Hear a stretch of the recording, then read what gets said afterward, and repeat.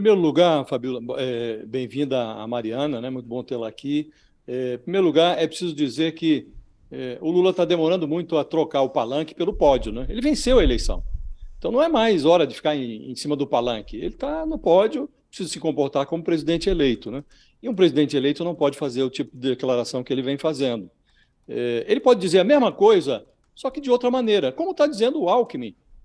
Mas é muito lamentável, não é razoável que o vice-presidente eleito, o Geraldo Alckmin, tenha que acrescentar ao seu rol de atividades a função de tradutor do lulês, tradutor do Lula.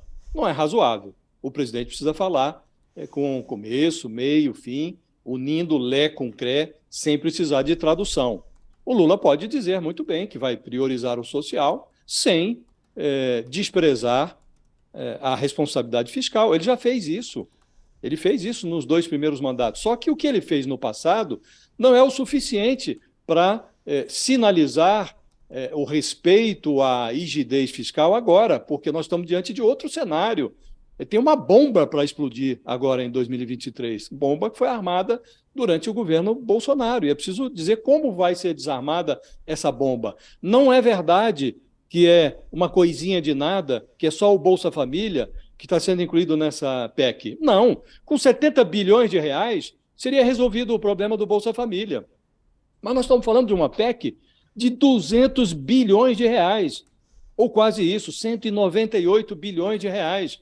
Agora, os assessores do governo de transição já estão se jactando, se vangloriando de que terão 100 bilhões de reais para investir no início do governo.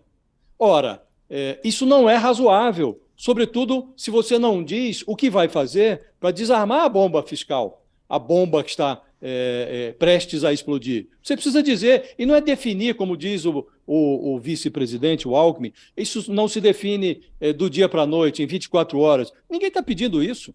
O que se está a solicitar é que o governo informe, olha, nós vamos fazer uma PEC para assegurar essa transição, 70 bilhões seriam mais do que suficientes, vamos supor que chegasse a 100 bilhões.